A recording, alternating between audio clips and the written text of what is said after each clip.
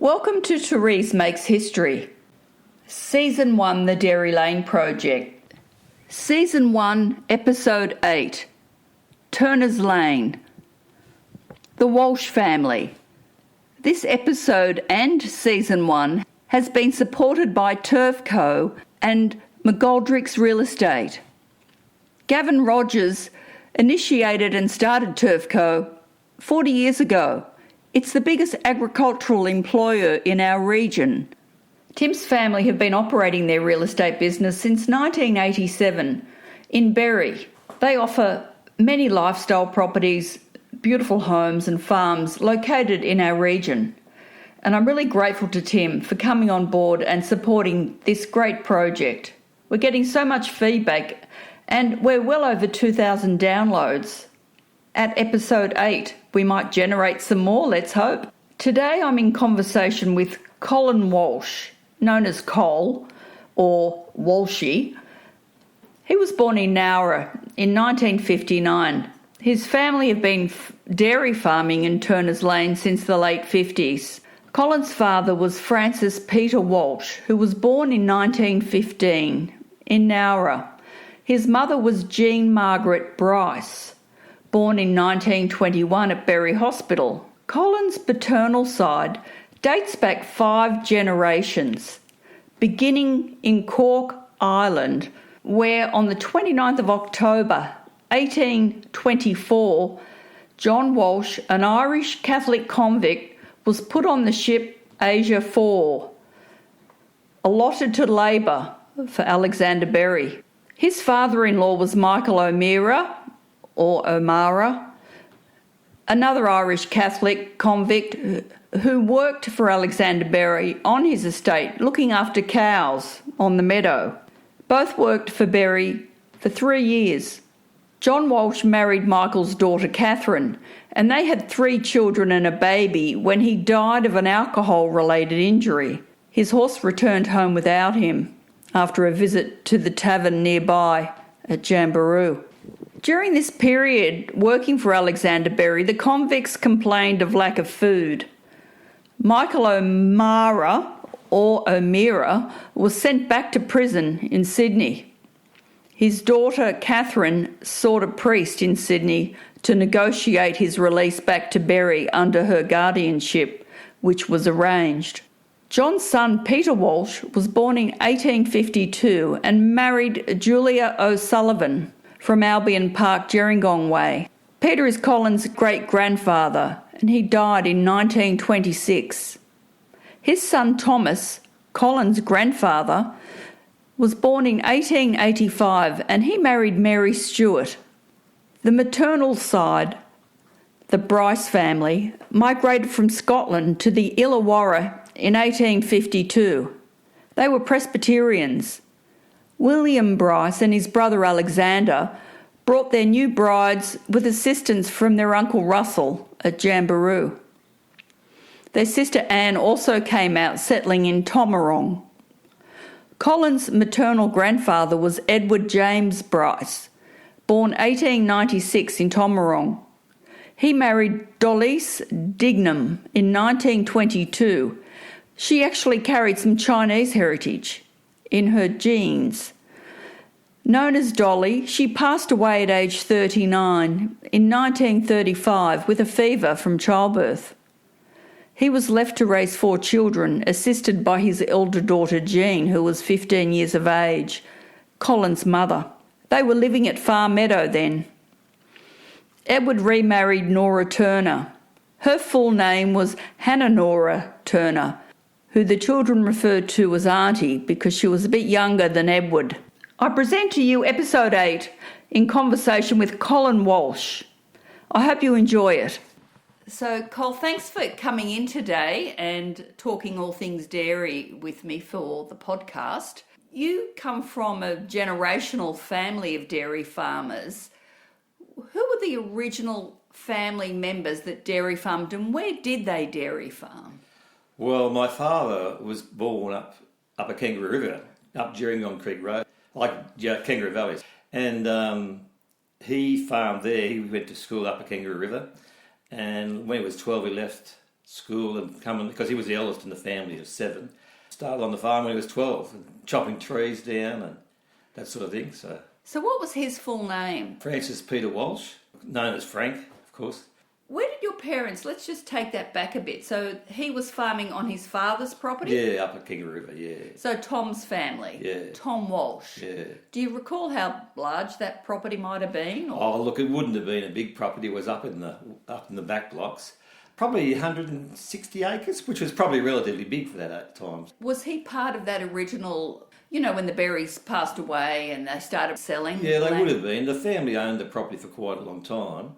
Our family, Frank's that is, was the last member of the family to use it. His brother B dairied it until he moved to Sydney, and then we sort of took over running it. We had dry stock up there. Because there's a bit of land everywhere here Yeah. with your family. So Tom's father would have been... Well, I don't know there. See, it's gone back a generation past my knowledge. So we're going back 4 generations now. Yeah. Which is about right. Yeah. Okay, so your father started his journey at Kangaroo Valley. Yes, that's right, yeah. So let's talk about him. So what do you recall? How long was he there, and do you know anything about the dairy farm itself? Well, it would have been a small farm, and they would have probably just had cream, like they would have had pigs. And most people just sold the butterfat, the cream and that sort of thing, and the milk went to the pigs, the leftovers, the whey. They would have made butter and taken it into town. It would have been a co-op in Kangaroo Valley, I imagine, where they went by horse and cart. So. Yeah, so it was pre-mechanisation. Yeah. All I know is that Camden Park, they had Suffolk punchers. Right. As a type of horse. And I've seen some photographs down here. They look a bit similar, but maybe, do you know what sort of draft horses they might have been? No, I don't really know. No. Although they crossed the creek Gerringong Creek to go into Kangaroo Valley via the shortcut. They don't go via the road, so they always took the shortest route. So you said Gerringong Creek? Yeah, that's Gerringong Creek, that's right. Yes. Can you imagine what it might have been like to bring that butter to... Oh, it would have been... On the slides. Yeah, that's right, yeah, drays and things like that, so...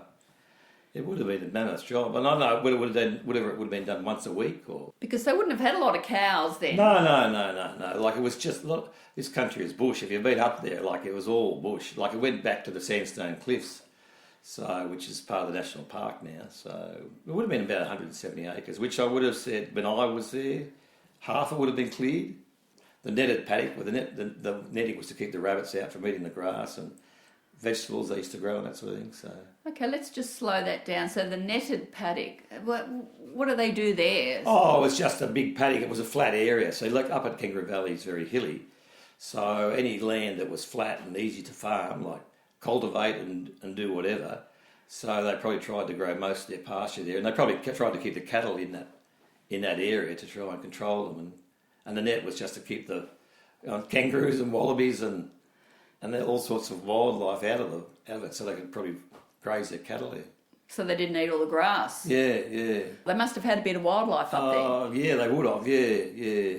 Rabbit plagues, Rabbit plagues, of course, yeah, that's probably why the net was in, hares and things like that, yeah. Did you ever remember rabbiting yourself? Oh, not myself, no. Well, I suppose we did. We used to set traps. That was at the home farm where we are now. Yes. We used to have lots of rabbit burrows, so we'd set traps and go out rabbiting, and yeah, that was interesting. So let's just clarify again your dad's name. Francis Peter Walsh. And who did he marry? Jean Margaret Bryce. Okay, so Bryce's Lane. Yeah, that's been named after my mum's family because Uncle Jim, that's her brother, Jim Bryce, he donated the land to the Shoalhaven Shire Council because the only access to Far Meadow used to be via Swamp Road, which used to regularly get flooded. So he had a lot of land up on the higher ground. How much land? Well, he would have had probably... And we're talking about Coolangatta. Yeah, this is Coolangatta, yeah. Yes. Coolangatta Mountain, yeah. Keep up with this, folks. I try to. It's hard, you've got to... Yeah, well, that's true. But most of the families married locals and they met at dances or, bands, band dances they used to have. So your dad, how long was he up in Kangaroo Valley? Well, probably till his 20s, I'd say. And then when he met Mum out at he moved and worked on their property at Far Meadow on Bryce's Road. So your father was schooled at... Upper Kangaroo River School. It's not there now. There's no building there now. There's only just the remains of it. Describe what you know about the school he went to, your dad. I don't know a lot, but it was just a small school, small building. All ride horses to school. Dad being the oldest, I suppose he led the way. What about the dance hall there? Oh, Upper Kangaroo River, yeah. Well... Which was part of the community. Yeah. It was the school, church. Yeah, there was a church further down the road, actually, yeah. The Walshes were Catholics, of course. Yes, so... Irish Catholics. Which was a bit different, wasn't it? Yeah, it was, yeah. Because there was a lot... There wasn't the original migration. I'd forgotten about it, but there was a church there. Bruce Cobb bought the land. The road was changed, and so it used to go on one side of the church, then it went on the other side of the church. Upper Kangaroo River Road, this is. So I'm just not sure which religion the church belonged to. Where would your father have met your mother? Oh, look at a dance. Yeah, I'm not sure which one. So they used to go, Tomarong, Upper Kangaroo River, Far Meadow. Like my mum had her 21st birthday at the Coolangatta village. So before it was sort of fell into ruins, and then the bishops came along and did it up again. So, but she always tells me about her 21st birthday being at Coolangatta village.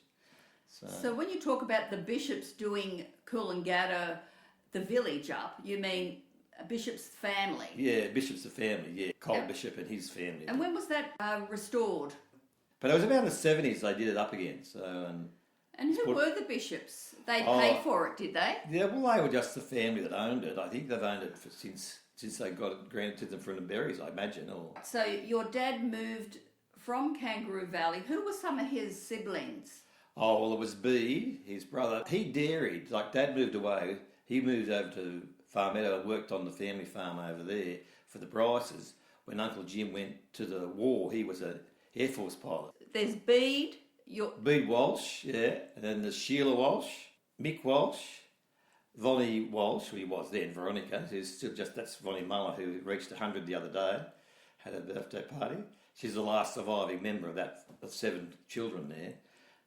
So then there was Tom and Ted, they were twins. So that's your father's family, the Walshes. Yeah. And he married a Bryce. From Far Meadow. And Bede stayed and dairy farmed. For a while until he moved to Sydney. And what era are we talking about there? Oh, well, it would have been in the 40s. So when Jim went to war. Did he live? Yes, he did. Yes, he came back to the farm. And because he was the oldest son, that's when Mum and Dad decided to move to Jasper's Brush to farm there in 1958. They moved to Turner's Lane, where we are currently farming now. Were there dairy cows when he went to Bryce's? Oh, yeah, they were farming there. They had a dairy farming going. That's Ned, not my mum's father. He was farming then. They'd been farming for years there. I think originally they came from Tomarong a lot of Bryces at Tomarong came to Far Meadow. How many cows do you know he was milking? Do you know? Oh, probably 60, I know when we milked, the last time we milked in Kangaroo Valley, our family beef milk was about 30. And so we must have been just starting up at Jasper's Brush because he gave us some of his cows. When he's finished dairying at Kangaroo Valley, Upper Kangaroo River, he left his cows and some of his machinery at our farm. So when he went to Sydney. So that would have been after about 1960, something like that. So, getting back to the 40s, what sort of cows were... Oh, Ayrshires. The Bryces were famous for their Ayrshires. Most people with a Scottish background, like Bryce, obviously, milked Ayrshires. They were and like some people milked Jerseys. See, what everyone milks now, the Holstein Friesian, was virtually non-existent back in the 40s, So most people milked Jerseys, Ayrshires, coming from whatever came over on the first fleet, sort of thing, with the... But then there was a breed invented in perhaps Jamboree? Oh, well, that's correct, which the youngest Walshes, Tom and Ted, were famous breeders of the Australian Illawarra Shorthorn, AIS as they were known then. Why were they famous? Oh, well, they used to show cattle, so they were out at Far Meadow as well, just down the road from where Dad was. They bought a property there. And do you know how many acres that was? Oh, it'd be 150, say. And they farmed there, not far from the Bryce's farm out at Far Meadow. And they then moved to Jamboree and they became stud breeders of Australian Illawarra Shorthorns. They were one of the most famous Illawarra breeders in Australia. back then. So these are the twins? The twins, yeah, who farmed together all their life. They farmed together at Far Meadow, and then they moved up to Jamboree. Do you know much about how that breeding came to be? Well, I guess it was the cattle were a cross between the dairy Shorthorn. They were instrumental in this breed. Yeah, oh, very much so. In the early stages, like they used to go to shows and show at Kiama, which was the biggest Illawarra. Well, they've since become known as Illawarras. Like they of course used AIS, Australian Illawarra Shorthorn, and they shortened the name to Illawarras. So they used to be very big, and they'd go to Sydney at the old showgrounds every year for the Royal Easter Show. And do you have any memorabilia from those periods of time? I do have some, not a lot. We weren't into stud cattle, our family, but they certainly were. Yes, and stud registers and things. Yeah, we've got some books at home, original stud books. People were coming to look at the cows from around the country, perhaps? They would be selling them? Definitely, and there was a strong association with America as well, because Tom Walsh in particular used to judge he judged in America at different shows over there, and there used to be a fair bit of interest from, they called them, in America they had what they called milking shorthorns, and so they wanted to get a bit more milk into the cattle, and so they were using genetics from Australia.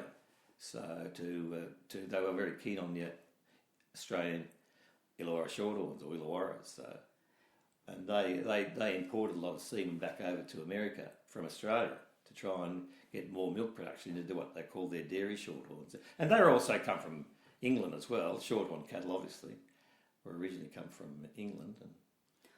And those cows would have been, as he sold calves, they would have been exported around the country on the trains. Oh, yeah, all around Australia. Tom and Ted would have been... Meadow Haven was their stud name, and it was a very famous stud, and they would have sold cattle to all states of Australia over the years. That would have been quite an operation before transport. Yeah, it would have been, yeah. On the road. Yeah, that's right. So cattle transport evolved over time, it's just like everything, so... What about the railways? So Kiama Railway would have been... Well, in the old days of the droughts, we used to buy hay, which used to come on the railway, and the hay bales were tied up with wire. So I always remember one of the biggest droughts, would have been probably late 60s, 70s, something like that, we bought hay, and it used to come down on the rail trains, on the carriages, flat tops. We had to go in and pick it up and load it on the trucks. And I remember going in there and trying to grab the bales, and they were wire, like tied with wire. Like I've never seen or heard of anything like that before. So to load it on the trucks to bring back out. So obviously that must have been the cheapest or easiest way to bring the hay down when we didn't have big B doubles and semi trailers like we do today. Do you recall any injuries with that wire? No, mostly you had to have pliers, of course. Had to have pliers to cut them. So, and the old bales used to be tied up with what they called sisal. So, and then they went on to polypropylene. So, but you needed pliers to cut the wire. What was sisal made of? Oh, I don't know. It was just a sort of a rope, fine sort of a rope, and it was a bit thicker and strandier. So, what were the size of the bales? Oh, they used to be fairly big in those days, like probably 3 foot long sort of thing, and probably up to 50 kilos. Some of the bales. So, yeah. Well, tell me about the dairy. Well, the dairy industry is sort of like bulk vats. Like everyone used to milk, originally everyone used to make butter and separate it. But then there was a Sydney liquid milk market. And so people used to sell fresh milk then and produce fresh milk and put it in cans and then go to the local factory. And then the local factory in Bomaderra used to put it into railway tankers. And then they'd send that to Sydney for the growing fresh milk market in Sydney. So, that's where milk quotas come in. Like there was always fear of there being a shortage of milk. So those people close to Sydney, and Narra was included in that area, and Bega wasn't. So anyhow, all the areas close to Sydney, like Taree, Richmond, those sort of areas, Camden, of course, and the Shoalhaven, they got what were called milk quotas. I'm not sure whether you were allocated the milk quota or you had to apply for it. And that was very similar to the time when bulk milk tankers come in. So that was a big changeover from milk cans to bulk milk tanks on farm, and then a milk tanker came and picked the milk up. So a lot of people didn't. Bulk milk tanks were expensive, and a lot of people didn't change over from the milk cans. You've probably heard this before. So it would have been the end of the 60s probably, where milk cans went out and bulk. You couldn't supply the Sydney liquid milk market unless you had a bulk milk vat. So, cans were redundant. And a lot of people didn't swap over their farms from milk cans to bulk milk tanks. How expensive was that transition? Well, I'm not sure if you had to buy a quota or not, or was it allocated, whether you had to buy a bulk milk tank and buy a quota at the same time. I think quotas were traded. So whether a lot of farmers thought it wasn't worth the expense. What do you remember about those twins, who are your uncles? Uncles, yeah. And when did they pass? Oh, well, one passed in his 70s, so that would be 20 years ago. But Tom, that was Ted passed first, then Tom passed last, which would only be 5 or 6 years ago. So he was in his 90s. So. Did they ever marry? Ted married and Ellen, but they never had any children. And Tom married Shirley, who was a local golfer from Nara. You don't know their last name, sorry? Oh, well, Shirley was a Knox, I think, and Ellen was a Rain from around Gerringong way, for a lot of their relations. From your interaction with them? Oh, just great characters, well known in the, most of the Walshes were known for their drinking and and their ability to spin a yarn. So, but they used to frequent the Jamboree pub a fair bit. I mean, Ted more than he should have. So that's the Irish Catholics we're yeah, talking that's about. right. Yeah. Actually, one of the rumours, one of the stories, I don't know if this is true, is that how the Walshes got some of their money to buy the land up at Upper Kangaroo River was that they used to run a still up in the bush. But I don't know anything about that. That's the only things you got no idea if that's true or not true. But anyhow. Well, that was the sort of thing that was not uncommon. No, that's right. You're up in the back blocks and you could, whether they use potatoes or whatever to brew up something. And did you ever see a slide yourself or the drum? Oh yeah, we used to have one. Yeah, we used to have one in on the farm. We had a slide, which we used to grow corn, and of course you cut the corn by hand. The new generation would have fainted at what we used to do. Had the cane knives and corn cutters, and used to go and cut the corn and put it on the slide, and then take it back to the silo where you had a chaff cutter, and you'd feed the corn by hand into the chaff cutter. Hence, that's why some farmers lost their fingers.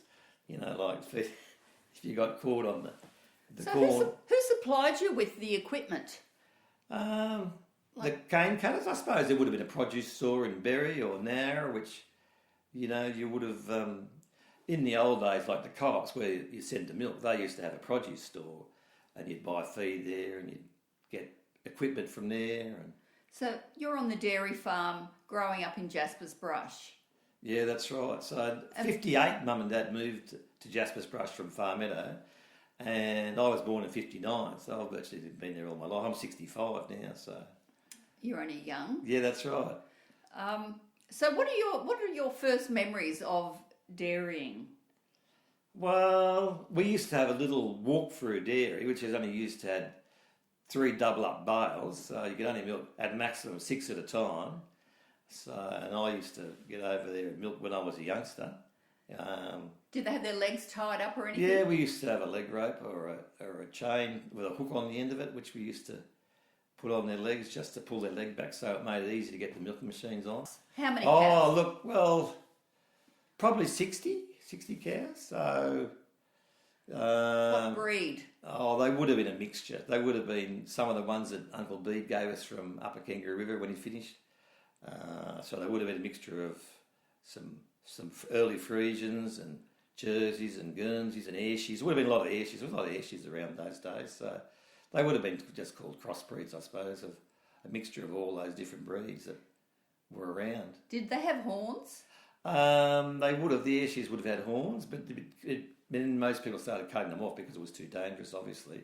Did you remember having the cows cutting their horns off? Oh yeah, well, we did. We used to dehorn the cattle, and How does that? Tell me how that works. well, it depends. So when I was around 10, back would have been in 1970, we used to put a paste on the calves' horns to get rid of their horns. But if they weren't taken off as calves, you had to do them as heifers, and you'd just use the big dehorners, which you'd put on them, which was a bit bloodthirsty. But these days you have to give them anaesthetic if you want to dehorn cattle, adult cattle, so and even young cattle, I believe. So in the old days there was no anaesthetic, so you always did it in the winter time when the flies weren't around.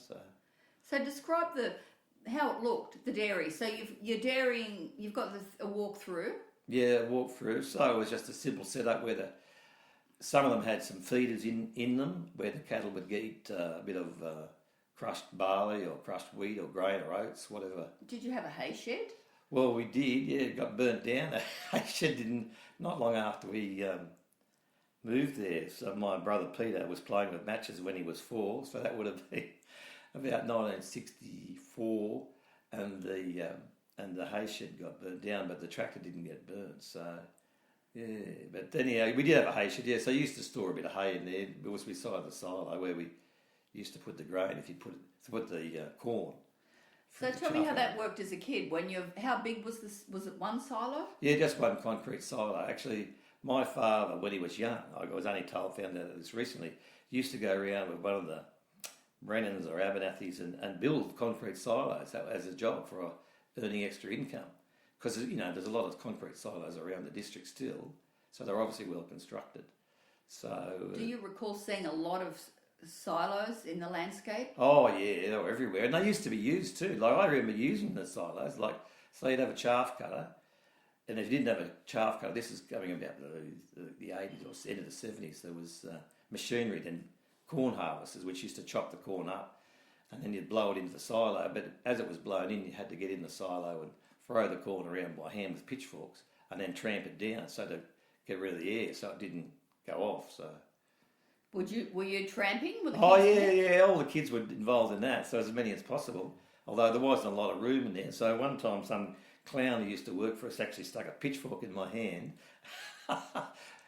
pretending to throw silage at me. So I put my hand up to protect myself, and he stuck the pitchfork in me. So anyhow, he didn't last long. So what happened to you? Well, I actually got I must have needed a tetanus shot because not long after I got a massive headache and I had to go to the hospital, and they said that I needed a tetanus shot because it was aching like all. So there would have been a milk run. You would have remembered a milk run.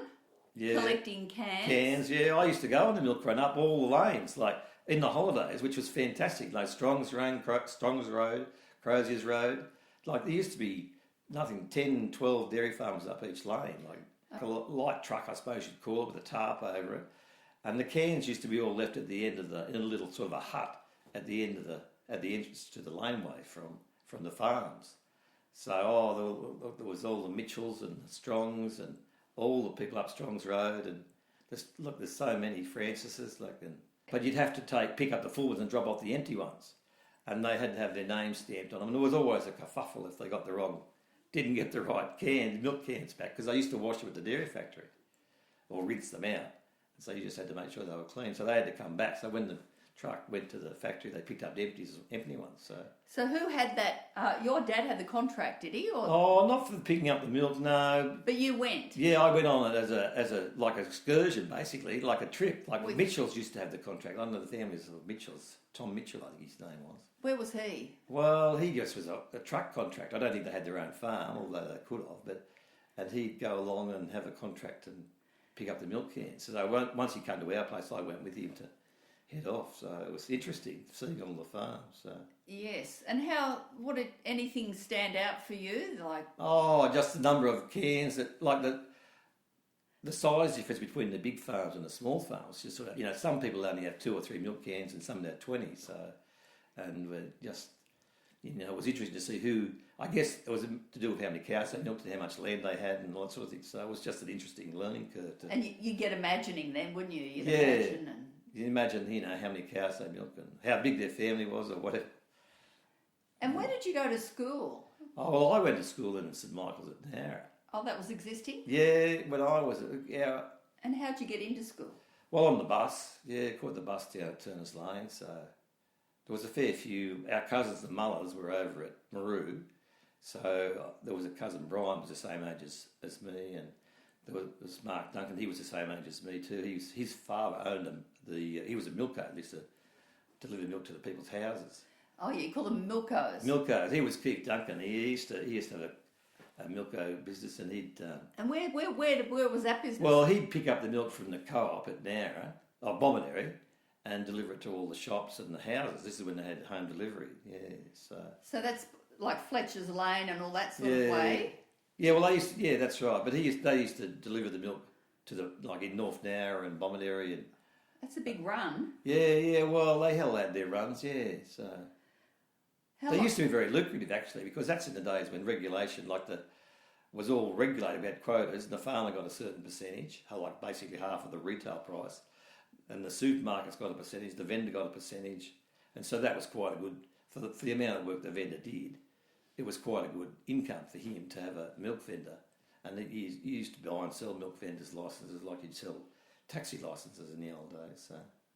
So you've been in Turner's Lane. What about, where'd you put the calves? And how many calves were you rearing? Well, probably in the early days we used to milk 60, so we'd probably have 50% heifers, so probably 30 calves a year. But see, in 1979 we built a herringbone dairy, so that was sort of like when people got out of walk crews because you couldn't milk enough cows quickly enough. And so we put in what was a moderately sized herringbone dairy. Went from milking 6 at a time to 10 at a time, sort of thing. Double up. So we've since extended the dairy. Went from 10 a side in 79, and then dairy deregulation came in 2000.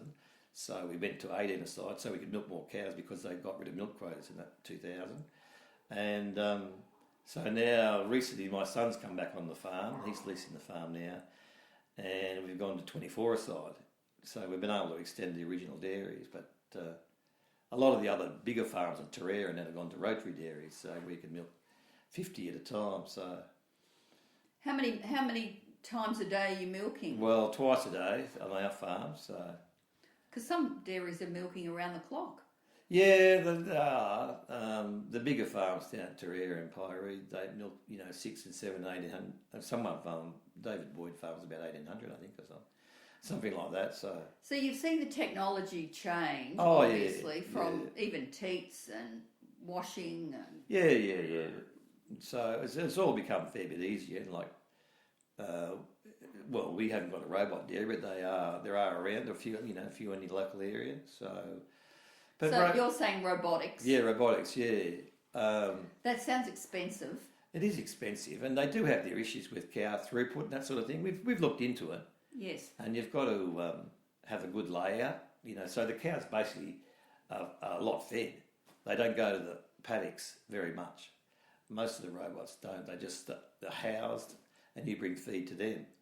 But, there are some where the cattle walk to the paddock, but there's an issues with getting the cows to and from the dairies and that sort of thing. So, what about bulls? Yeah, well, in the old days, bulls like that. This is the reason why dairy shows exist, because people used to go to shows and they'd see the type of. This is before artificial insemination became involved. So people used to go to a show and see a good cow, and they'd talk to the farmer and buy a bull. Well, they used to show bulls. They don't show bulls anymore because it's too dangerous. But they'd have. Let's talk about when they did though, and what era is that? Were there bull yards? No. These bulls would have been led. They would have had chain in their nose.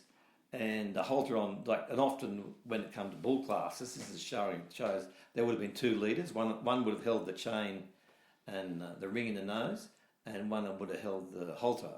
And so it's quite an interesting picture of bulls being shown at Berry Show in the secretary's office at the showground, and massive numbers of animals. Everyone used to want to show because it was another form of income, selling their bulls to the local farmers. This is before artificial insemination took off.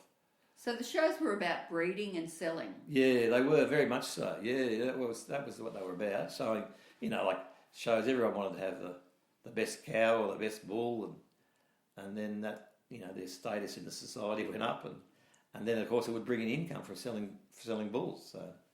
So technology has, every time some, like artificial insemination, so that really changed the industry, the dairy industry, because you were able to access cattle from all around the world. You could buy semen from anywhere, and that's when the Holstein breed in Australia sort of took off. Like originally they imported,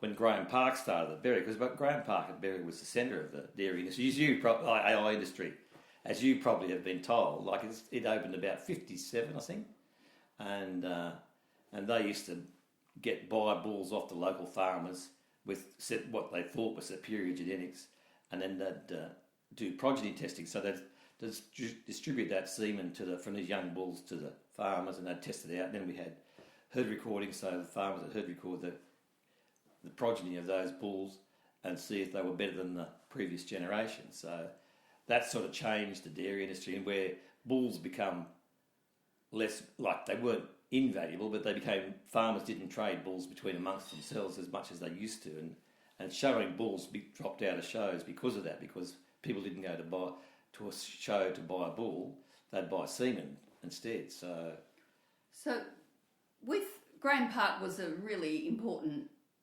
research centre, wasn't it? Yeah, it was. It was the beginning, at the forefront of the AI industry in Australia, yeah.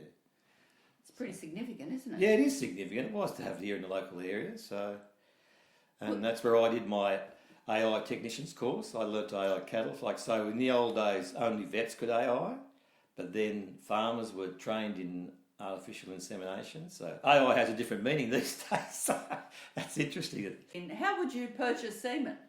Oh, well, you had to have your own liquid nitrogen tank. And in the original early days, you had to bring your tank to Graham Park, because they have to be topped up with liquid nitrogen every week. But now, at the moment, it's about once a month. So, obviously, if they run out of liquid nitrogen, the semen dies. So there was a company got involved and did a delivery run of liquid nitrogen to all the farmers, because once all the farmers did their own AI work, then you had to have your own semen tank. So and who delivered that, and where'd you get that? Well, Robert Richmond used to be involved. He used to be a technician teaching people how to AI at the Graham Park, and then when Graham Park sort of closed down, he started his own business, like herd improvers, and his son Angus took over it. But and where was he located? Well, he's located up at Gerringong, up at there, and he'd have a truck. He'd actually service virtually the whole state of New South Wales, or the dairy industry of New South Wales, with supplying semen and liquid nitrogen and the gear for AI. And you mentioned Rob McIntosh. What was his connection? Oh, well, he was just involved. I think his father Bruce was very instrumental in getting Graham Park to Berry in the first place. Old Joe Calcraft used to be. He was very involved too as well, because he used to be known in parliamentary circles. So, yeah, they put pressure on the government, and they finally got the Graham Park here open in Berry. Big thing. Yeah, it was a big thing, yeah. It was right at the birth of the AI in Australia, artificial insemination in Australia. And lots of recording and observation. Yeah. What happened at your farm? Well, so the whole point was to get semen from young bulls, distribute it to the farmers, and then it used to take time. So the calves would be born, then they wouldn't come into milk so they didn't start milking it until they were 2 years of age, and then you virtually had to wait for them to do a lactation, which meant they were 2 years and 9 months. And in the old days, some people didn't calve their heifers at 2; they used to calve them at 3. So then they were virtually 4 years before they'd finished the lactation. And we did herd recording and recorded all their, butter, fat and milk and protein. And then you were able to, that was all, went back to a laboratory, and the figures were analysed, and they were trying to work out which were the best bulls. So they were unproven, then they became proven bulls, and then their semen was marketed based on what they improved in the cattle. Based on output? Yeah, based on the production, the increase relative to the average cow in the breed. And quality. Yeah, the quality for the milk fat and the protein and the amount of milk. And then further down the track, when people started buying semen from Canada, they used to market bulls based on how much they could improve the shape of the cattle to what they call the true type model. So the Canadians were very big in this. They used to have, they reckon, they had the best type cattle in the world, better than the Americans. And they used to market a lot of, and they still do, market a lot of semen into Australia and all these other places, South Africa, New Zealand, and even South America, where the dairy industry was getting a start on. So what's happened to the Illawarra Shorthorn? Well, they're a dying breed. There's not many farmers now who still farm the Illawarras. Because they were big for a while, weren't they? They were huge in the area.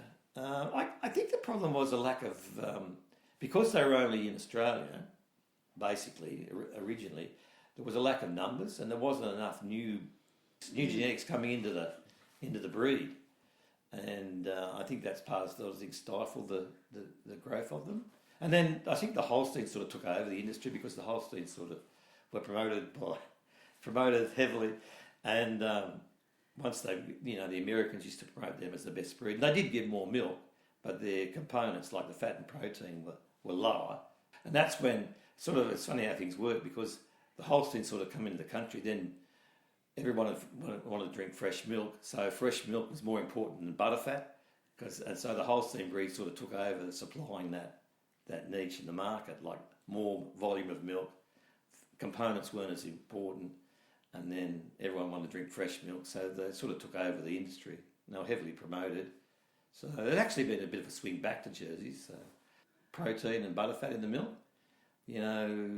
For a while there, everyone went off fat. It's, fat's bad for you, and then the people come back to it saying, oh no, it's good for you, and that sort of thing. So, but still, the dominant breed, and in New Zealand, actually milk a crossbred of the Jerseys and the Holstein. That's by far the largest number of cattle to milk rather than pure Holstein or pure Jerseys. It's the crossbreed, so because you get a combination of extra milk and extra fat and protein as well. So. And where are they big in New Zealand? In New Zealand, yeah, huge. Yeah, about 85% or 7, around that sort of number would be crossbreds, Holstein and Jerseys. And it's actually starting to take off a little bit in Australia. What about diseases over your time and with milk production and cows? Was there any, like there's some obvious ones that occur, but anything dangerous to the industry down here? Oh, well, tuberculosis was a big one. Like, people used to, I don't know if there's a vaccine for tuberculosis or not, but it had to be eradicated. And what era is that? Oh, this would be going back in the 70s. Yeah, it would have been. TB, as it was called. So we had big eradication programs where the district vets would come and blood test your animals and make sure that you didn't have it, and if you did, they were eradicated, sort of thing. So anything that was slightly positive, they used to do it. They had a test, and anything that was, even if they didn't have it, they used to get rid of them in case they did, because they had a slight indicator on the test that there might be a problem. So, but I think you were compensated for those in those days for the cattle that you lost. So. And later on, there's been other different diseases come. Leptospirosis is another one that we vaccinate for now. So most of the diseases, if they become of an economic consequence, the companies develop a vaccine. So they see an opening for a vaccine, they develop a vaccine, which they have for a lot of the common diseases. So vaccinate for pink eye and 3-day sickness and all sorts of things. So you stayed in the industry? Yeah. It's a funny story, but tell us. Well, not. So my father passed away at 59 when I was 15. None of the other family members were interested in dairying, and Mum said to me one day, she was going to sell the farm because I have a disabled brother who's 5 years younger than me. And he was quite physically and mentally disabled, although he was able, but it was still. Mum used to look after him, and there wasn't a lot of care, although he did go to Hanigans. So she just said that she'd had enough, and she'd tried share farms and this and that, and she was going to sell the farm. She wanted to keep the farm. I had to leave school and come and look after it, so which is what I did. So I don't regret that for a second. So when I was 16, I left school and started farming. So big responsibility. School of Hard Knocks. Yeah. I worked with the share farm. How'd you go with it? Yeah, tell me the... Oh, well, look, it was what I wanted to do and I loved doing it. So I never really thought twice about it. It's just I loved doing it. So you worked with share farmers. So you mean at Turner's Lane? at Turner's Lane, yeah. So some families came and share farmed. Yeah, well, I thought the family thought I was too young to be there on my own, like running the farm. Even though Mum was there, I was still living at home with Mum. How does share farming work? Oh well, basically there was a different way, a few different ways, but you got a percentage. With you. Oh well, the share farmer got a percentage of the milk check, so it was a third, and it depended if they supplied labour or they didn't supply labour. If they did all the work, it could have been 50-50. So most things were based on the milk check, but some of the farmers had a number of cows they milked and. Yeah, did they live there or did they? Well, yeah, they did. We did provide a house for them, so that was pretty much essential. If you wanted to have a share farm, you had to provide a house for them on the farm. Is that still there? Yeah, it was. See, the farm's hasn't been the farm. So, like in '59, we bought 120 acres, like Mum and Dad. Where? And then at Turner's Lane. Yes. Yeah. So then they bought in 50, so it was 59, so probably in 65 they bought another 100 acres down the road, and then in 66, 67, 68, somewhere around there they bought another 90 acres down the road. So when you say down the road, you mean Turner's Lane? Turner's Lane, yeah, that's right. Well, who is Turner's Lane named after? Well, it must be, the farm we bought was Turner's farm, so basically all the farms in Turner's Lane belonged to Turner's originally. I've heard of Les Turner. Les Turner, yeah. Well, he lived down the road and he owned 90 acres, which ironically we don't own his farm. But there were Turners there, and there was Millers and there was Duffys, and we own all those farms now. We sort of bought 120, then 97, and then 94 acres. So total acres in Turner's Lane that you currently farm? Well, it'd be about 400. So Sue and I bought 100 acres off Manildra, which we joined to the farm. You had to have a good relationship with the bank manager, so it was all borrowed money, of course.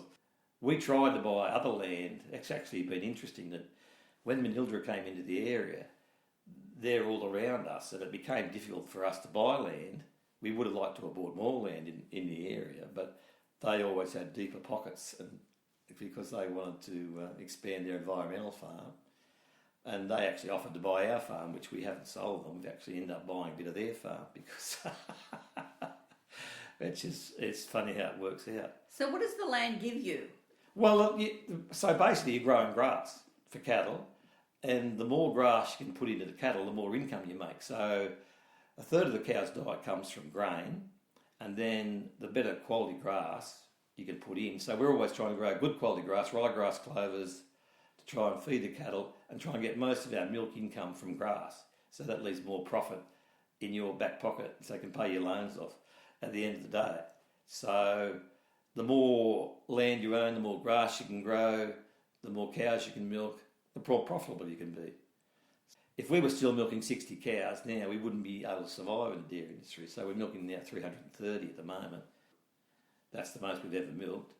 So, and that's because we've now got 400 acres of land, total land for the cattle to graze on. And you sell grass as well? Oh no, not very rarely. No, we don't. We any excess feed. Well, when we say excess feed, we normally try and conserve feed in the springtime because we know winters are going to come, and some of our land floods. We get big floods. It's low-lying land. And so then we know we have to feed out the hay and any excess feed to the cattle to keep them get through the winters. So who are your siblings? Can you name them and how many? Well, as Margaret's my oldest sister, and then Dorothy's she's second, and then Peter's my brother, Kevin's my brother, and then there's myself, and then Mark, he's my youngest brother. He's the disabled one, so he's still 60 though. So it wasn't imagined he was going to ever get to 60 when he was born. So it's quite amazing, isn't it? Yeah. Big responsibility for your mum with your father dying and all the Yeah, kids. it was a lot in a small period of time. Yeah, he was, I injured my foot badly when I was 5 and Mum was in hospital. She had a tumour, which is part of the reason Mark's disabled. She didn't know it at the time. He passed out on the table a couple of times, had to be brought back to life because of the loss of blood. And she has quite a rare blood type, so at the hospital they had people who had to ring to come in to donate blood to keep her alive. So What hospital was that? that was in Nowra Hospital, in Shoalhaven Hospital, yeah. And what era? That'd be 1964. Yeah. 1964 Mark was born. And so they had a list of people they'd ring to come in to get blood, to donate blood to, for this rare blood type. And actually it's interesting because my daughter has the same rare blood type, which is, followed us through, so... Let's talk about when you got married and who you married and... Well, sure. I got married in 1980. Married Sue McIntosh. Her family did dairy farm in Kangaroo Valley at one stage, but since when I met her, they'd sold the farm. But she was very knowledgeable about dairy farming, so obviously a good catch. You're laughing. Yeah. Was she a good work partner? Yeah, no. She was a lovely person. I went to high school with her, actually. She was a year younger than me, so I knew a bit from high school. So where was high school? Bommery High School, yeah. So it had only recently been open, about 5 years when I went there. So.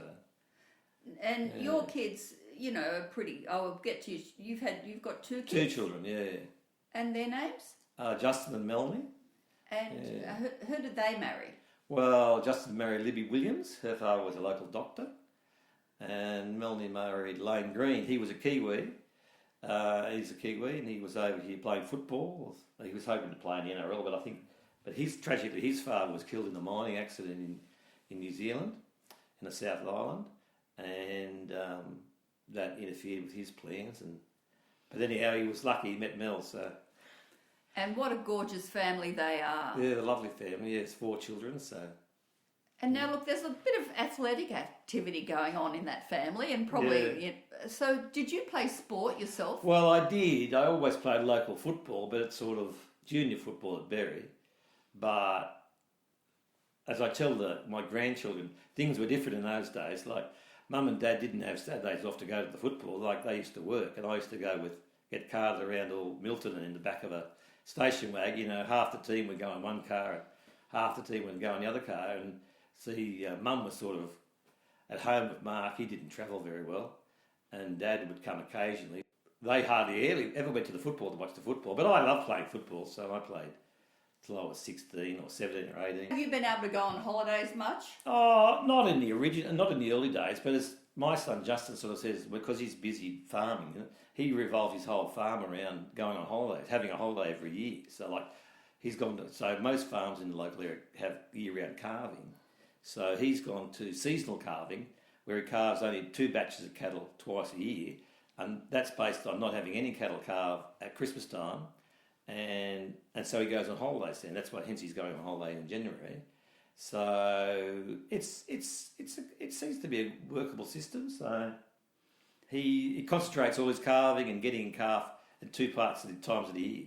So, and that's based on when he wants to have a holiday, and also milk price. I shouldn't say it's just based on that. It sort of lines up with the profitability of, we don't get a flat price for our milk. We get most of the higher price for our milk in wintertime. So we make sure we have most of our cows calving coincides with the pricing. Yeah. So and he maximise that. Yeah. So you're quite you've got some land at Coolangatta as well. Yeah, that's right. Where's that from? Well, that's part of the Bryce's estate. So that was left to Mum when her brother died, or her father died, and it went to her brother. Well, actually, he used to use it, and then it was always to go to Mum once he wasn't dairy farming anymore. So, and it's transferred to Mum, and now it's transferred to the 3 brothers that are left. You? Yeah, Peter and Kevin. Do they farm? No, they don't farm, so we're the only ones who use it. Peter did farm for a while, actually, with me, like when we took over the farm, after we got rid of the dodgy share farmers. So tell me about what you do for the dairy industry. Like, do you have a history of, everyone calls you Walshy, I've heard. Oh, right. And, well, they do, the blokes. There's Walshy or whatever. And I think, oh, yes, that's Cole. So tell me are you involved actively? What are you doing? Well, I used to be involved with the New South Wales Dairy Farmers Association for a long time. That was the union of farmers, basically, which used to have input to dairy policy. But that's sort of since I'm not as active as I used to be, and now it's sort of folded a bit and folded into the New South Wales Farmers Association. But I've been very involved with the Berry Show, local show I'm a life member now, so over 40 years. So that's how important is the Berry Show? Well, I think it's very important to the community.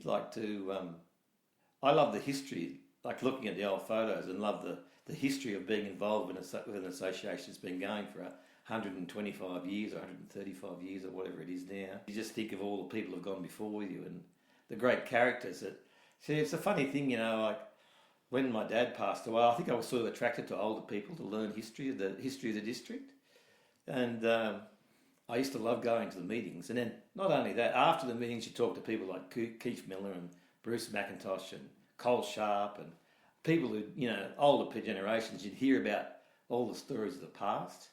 And I used to love that sort of thing. So I think I was attracted to the history and talking to old farmers about learning about things that perhaps I didn't learn from my dad. So yeah, that's an ironic thing too, because his two sisters lived to be 100, and his brother lived to be 99, and his other brother lived to be 91, and he passed away at 59. So I always think I was a bit ripped off. But anyhow. What did he die of? Died of a heart attack. Yeah. Yeah. Well, he had 2 heart attacks. He had one, and then they thought he was all right. And actually, I was away at the Orange when I was at high school.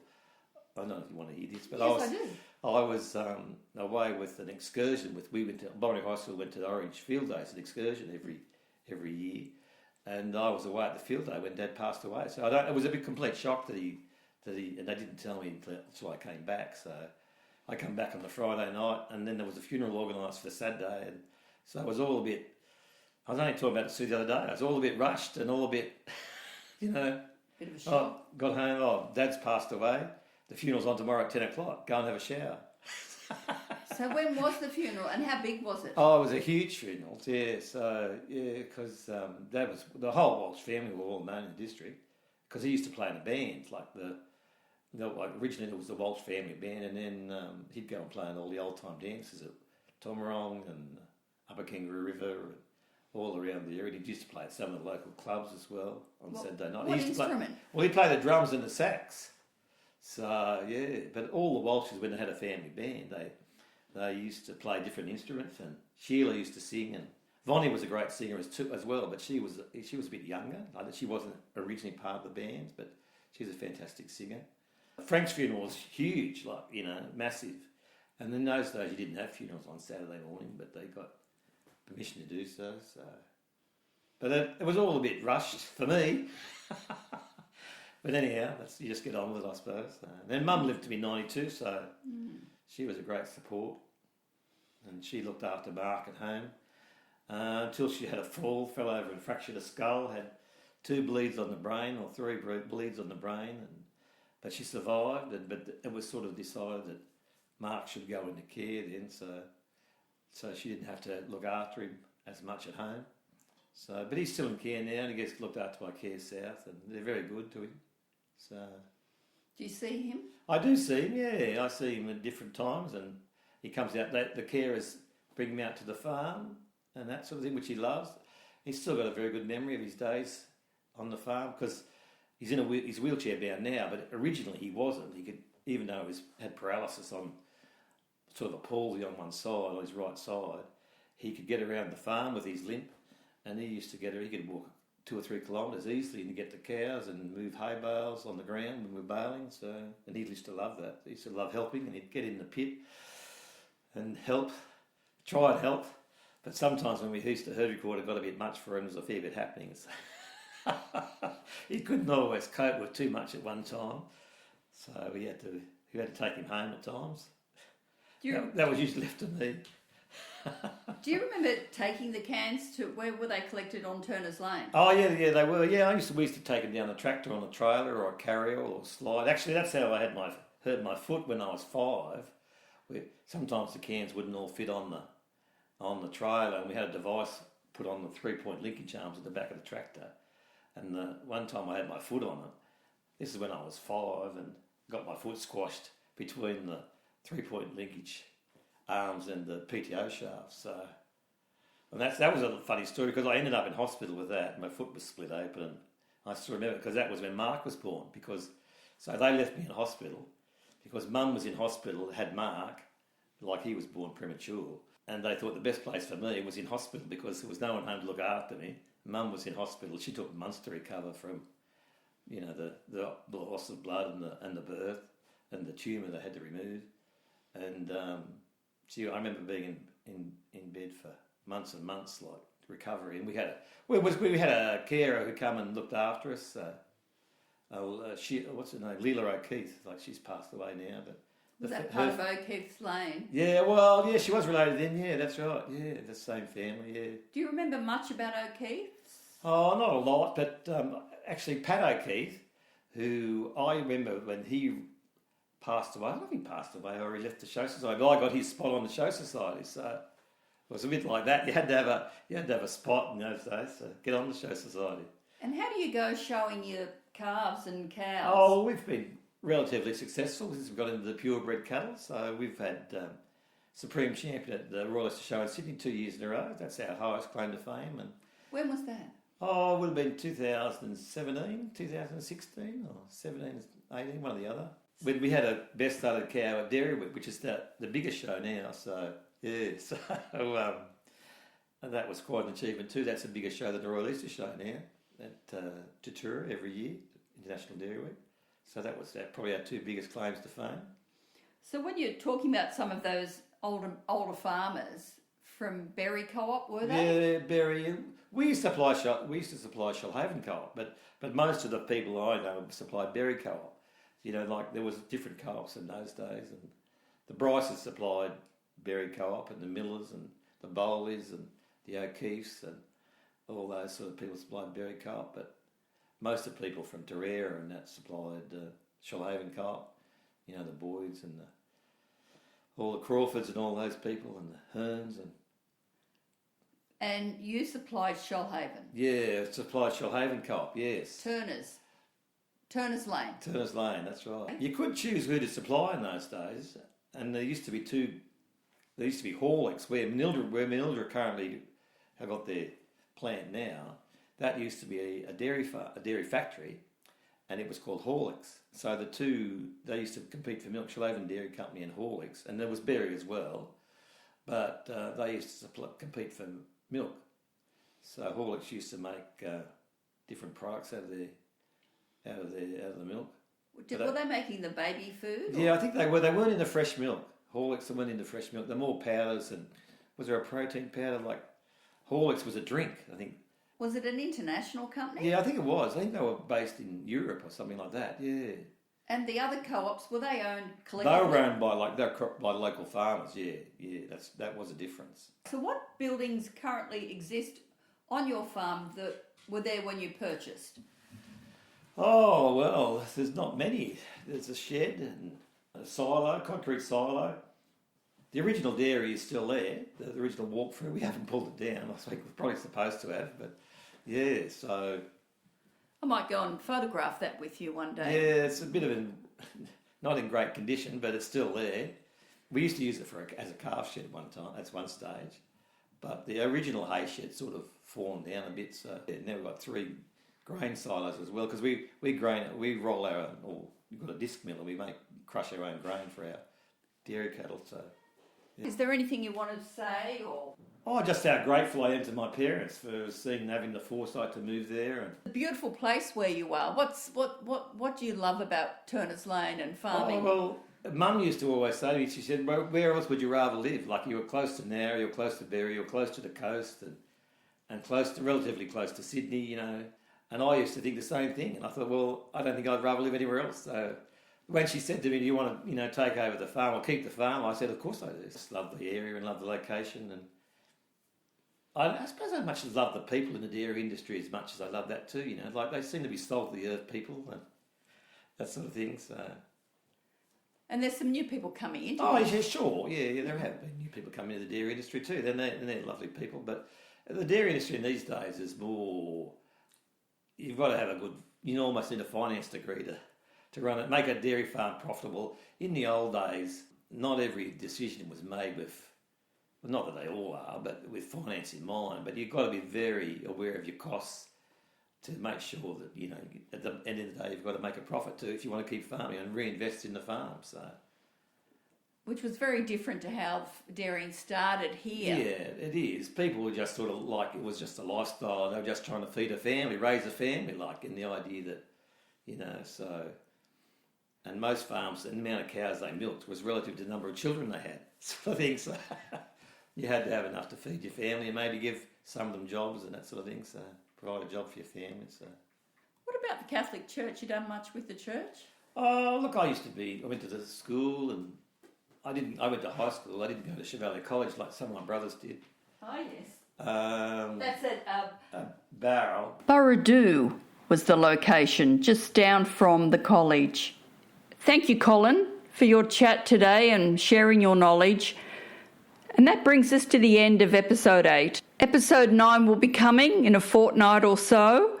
It's the perfect night to listen to this new podcast. It's teeming with rain. So spread the word and teach the elder people how to simply Google the Dairy Lane Project, episode 8.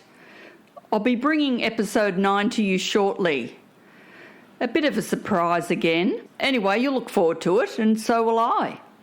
Till then, take care.